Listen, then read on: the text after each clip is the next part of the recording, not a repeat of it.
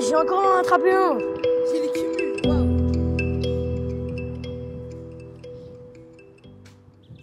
Oh, pardonnez-moi, monsieur. Je croyais que j'étais sur la piste d'un Pokémon. Excusez-lui, c'est qu'il est en train de gagner. Un jeu de Pokémon? Vous ne connaissez pas? Ça permet de trouver des œufs au chocolat à partir de son téléphone. J'en ai plein. Et ces œufs, tu vas pouvoir les manger? Enfin, c'est du virtuel. C'est vraiment dommage. Pourquoi on gagne des œufs? Parce que c'est Pâques. Et tu sais ce que c'est, Pâques? C'est au printemps et on mange des œufs. Ça vous ferait plaisir de savoir ce que c'est, Pâques? Alors, regardez. Le linteau raconte ce qui s'est passé au matin de Pâques. Un événement unique.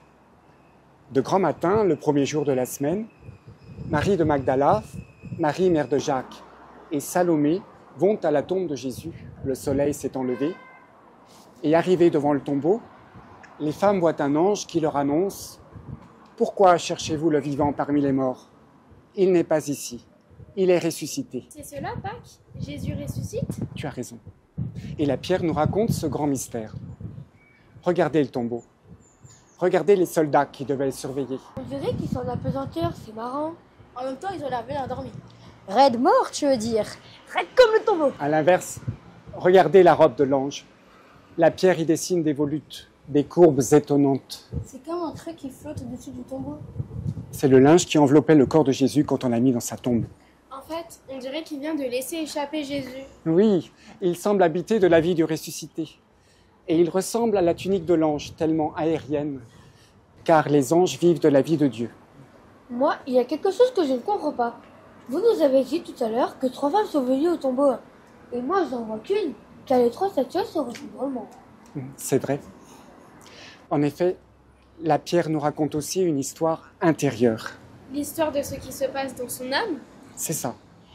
C'est comme un récit. La première femme est sûre d'elle. Elle a un projet, parfumer le corps de Jésus pour lui rendre hommage, et elle apporte ses flacons de parfum. Si on la suit, on a maintenant l'impression qu'elle a vu quelque chose de bizarre. Le tombeau vide. Exact. Alors mettez-vous à sa place. Elle a peur parce que ce n'est pas normal et elle veut s'en aller. Vous voyez ses pieds? Il rebrousse chemin et son corps est tout tordu. Quant à la dernière, elle entend ce que lui dit l'ange et, mains ouvertes, elle accueille l'évidence. Jésus n'est pas ici, il est ressuscité.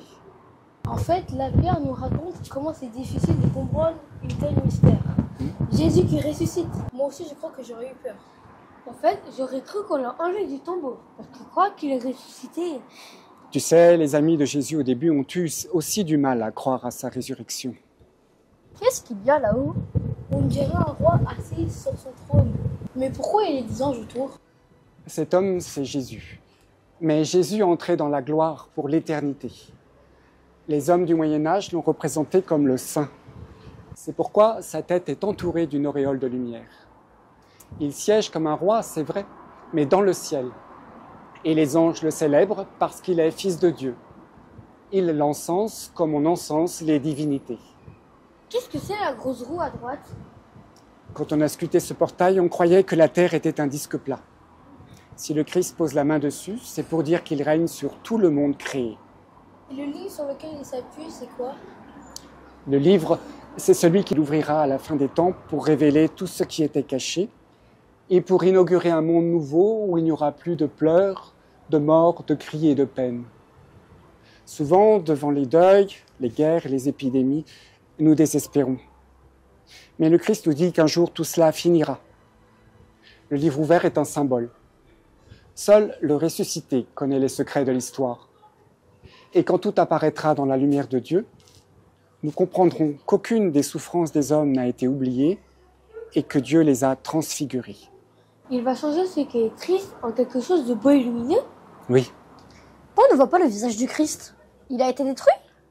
on a voulu le détruire, c'est vrai.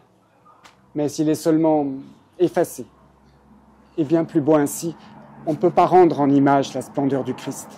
Quand le grand livre sera ouvert, à la fin, moi, je suis sûre qu'on pourra voir Jésus tel qu'il est. Et nous serons semblables à lui.